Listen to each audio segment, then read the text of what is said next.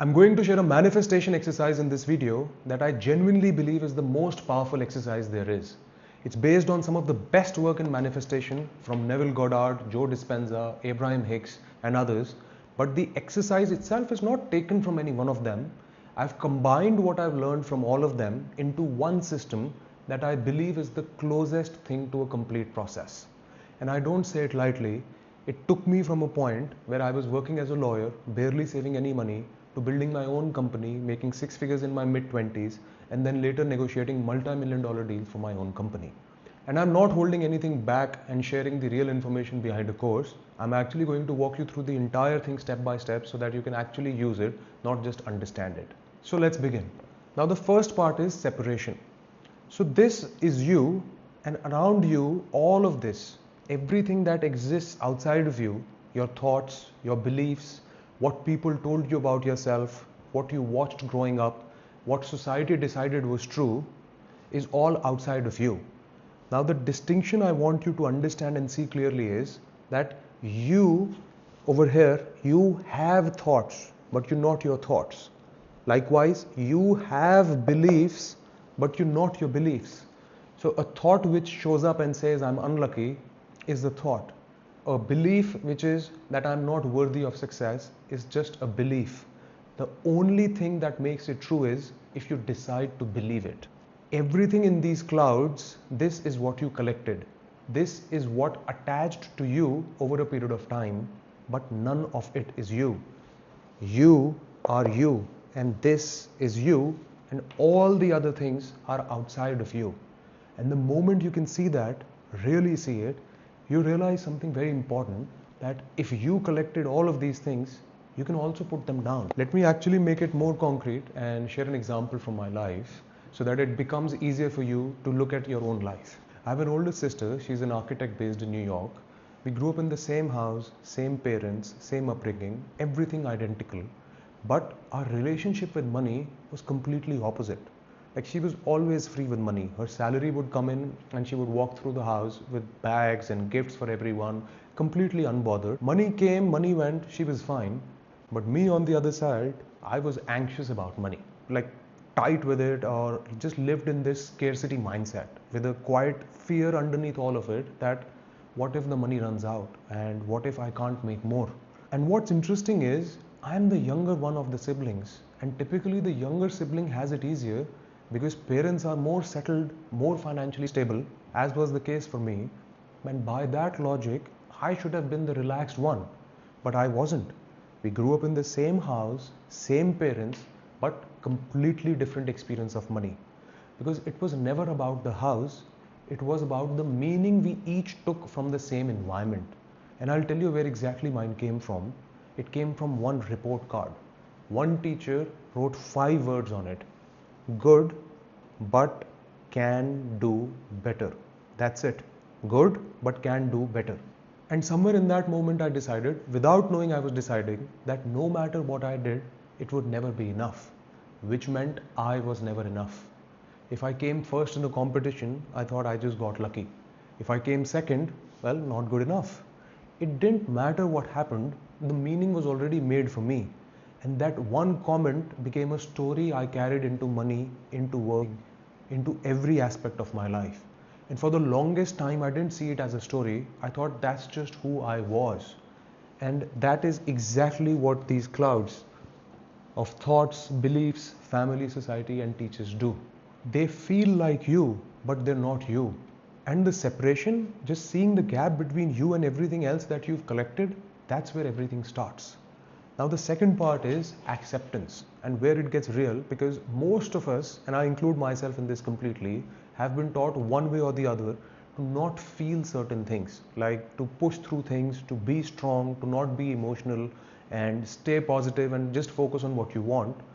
And that, combined with the world of manifestation specifically, there's this idea that if you feel something negative, you're attracting more of it. So you suppress it even harder. You pretend it's not there. You try to jump straight to the good feeling. What actually happens is, let's say something difficult shows up in life, like some anger or hurt or resentment or disappointment or any of these kinds of emotions show up, and instead of feeling it, You either distract yourself by scrolling on Instagram or TikTok, or you put something to watch. You just want to stay busy and do anything to avoid actually sitting with it. And it stays. Those emotions, they don't go anywhere. Because the truth is, you cannot release what you have not allowed. And whatever you resist persists, not as a quote, as something that actually happens inside of you. The thing you keep pushing away, it keeps coming back because you never actually went through it. This exercise is the opposite of what most people do. When something shows up, a situation, an emotion, something you've been carrying, you sit with it. You take a piece of paper and you write down everything connected to it. Like every thought, every feeling, every version of the story you're running in your head. You don't edit it, you don't make it like spiritual, you just write what's actually there and you feel it fully. Fully, without trying to fix it, without trying to change it or make it go away faster. Just feel it fully, allow it and accept everything. And what happens when you do that, like genuinely do that, is that it moves. The weight of it shifts. Not because the situation changed, because you stopped fighting it. And once it moves, you get something you didn't have before, which is a small amount of space, a little bit of quiet. I'll share another incident from my life to make it more concrete.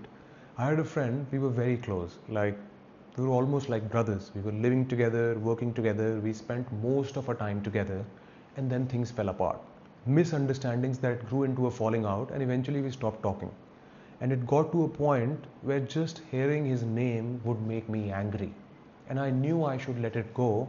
I understood that intellectually, but I kept trying to skip over what I actually felt. I tried to go from angry to fine without going through anything in between. Eventually, I sat down and I did something I really had a lot of resistance to, which is I wrote down everything. Every resentment, every moment I kept replaying, every feeling I had been avoiding. And I let myself actually feel all of it. I did not like start it as a trick to get away from it or to feel good faster. I just started to feel everything fully, to really allow for myself to feel everything fully. And once I did that, I genuinely did that. It moved. So today when I think about him, nothing. No anger, no tightness in my chest. And I made a conscious choice to not be in contact, but it's a free choice now. It's not coming from a wound. And that's the difference between resisting something and actually allowing it. Now the next step is creation. Now that you've understood the separation, that you're not your thoughts, you're not your beliefs, as well as you've allowed whatever you had to allow and accept, and once that space opens up, once you've actually felt what was there, something becomes possible that wasn't possible before. Then comes the third part, which is creation. Once you've seen that you're separate from your thoughts, you're separate from your beliefs, and you've accepted and allowed whatever feelings and emotions there were, then that space opens up. Because once you've actually felt what was there, something becomes possible that wasn't possible before. You can actually hear yourself. And that's where this question comes in, not from your usual state, not from noise, but from that quiet, genuine side of you, which is, what do I actually want? And I want to be specific about what I mean, because most of us think that what we want is actually ours, but it comes from logic, or it comes from what makes sense on paper, or even what your family expects from you, or what the society would approve you of or give you validation of. That's not desire. That's conditioning wearing the costume of desire. Real desire, what your heart actually wants, it often sounds more quiet. It's more simple.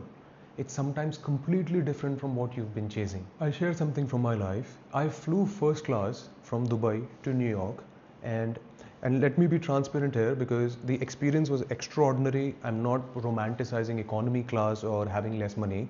The experience was excellent in every way. But when I was flying in that first class flight, I believed that that moment would fulfill me, like something would finally click into place. But it didn't.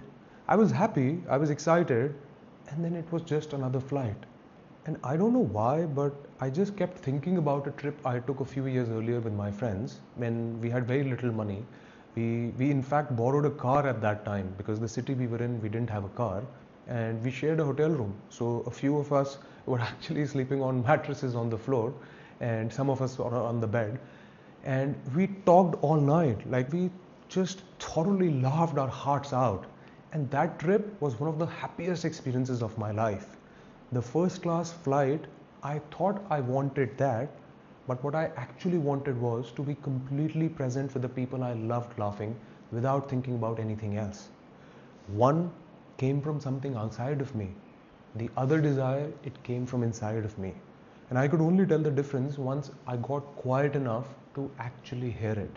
So the exercise here is not just to write a list of things you think you should want, it's to sit in a space after the separation, after the acceptance, and ask honestly, what do I actually want? What would genuinely matter to me? And write it down however it comes. Don't judge it, don't edit it for logic, don't make it to sound impressive, just write what's true. And if a part of you is sitting there wondering, okay, but how does this actually work? Is there any real evidence behind this? I've made another video that goes exactly into that, which is not theory, which is an actual science-backed proof that you're creating your own reality. I will add the link in the description down below. You can check that out after this one if you want actual proof. Now, before we get into the final part of this exercise, everything I've just shared works. I've experienced it, I've seen what it does, but life doesn't wait for you to be in the right state before it throws something at you. Things happen in the middle of a Tuesday and situations show up where you're not prepared. And in those moments, in the actual middle of it, everything I've described right now can feel completely out of reach. I'll share one more incident from my life, and this is when I was working as a lawyer.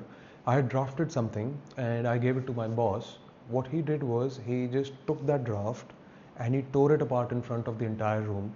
He shouted at me, he humiliated me in front of the entire office, and then he took the papers and threw it in the dustbin. In that moment, I was not able to separate myself from my thoughts. I was not in a state to write down my feelings and allow them. I could not access any of this. I was just in it, and those moments happen. Life throws what it throws at us. In those moments, what do you actually do then? This is where the final part of the exercise comes in, and I want to explain it correctly because this one word which I'm about to use is misunderstood a lot of times in this space. The word is gratitude. Not writing, I'm grateful for my family in a journal because a book told you to do that. Not performing positivity while you're actually falling apart inside. That doesn't work. And you already know that doesn't work because you've probably tried that. Real gratitude is something very different. It's the deliberate act of finding in any moment, however difficult, what is actually genuinely true and good right now. Not to deny what's hard and not to pretend, but to widen what you're seeing so you're not only seeing the pain. And why this matters beyond feeling better in the moment is because we're all conditioned, every single one of us, to scan for what's wrong or what's missing or what didn't work or what could go wrong next. But nobody trained us to do the opposite. It's just the default. And when you practice gratitude deliberately, really practice it, not perform it, you're training your attention in the other direction. You're building the habit of finding what's working, what's already here, what's actually good. And when you look for something consistently, you find more of it. You know that saying, like attracts like? When you're looking for things to be grateful for genuinely, you're attracting more of things to be grateful for. That's not a mystical claim, that's just what attention does. So in the moment where everything feels out of reach, sit down and find a few things in your life that are genuinely actually true and good right now. Take your time with each one of it, feel it rather than just write it. And that's the part, and in my experience, it's the one that keeps everything else from falling apart when life gets hard. That's the full exercise. 4 parts: separation, acceptance, creation, and gratitude. You don't need to do all 4 perfectly in one sitting. You can start where you are, but start. And if the next question in your mind is, how do I know this is real and how do I know I'm actually creating my reality? I've made another video that answers exactly that, and it's backed by science. I will add the link in the description down below or on the screen, and I'll see you there.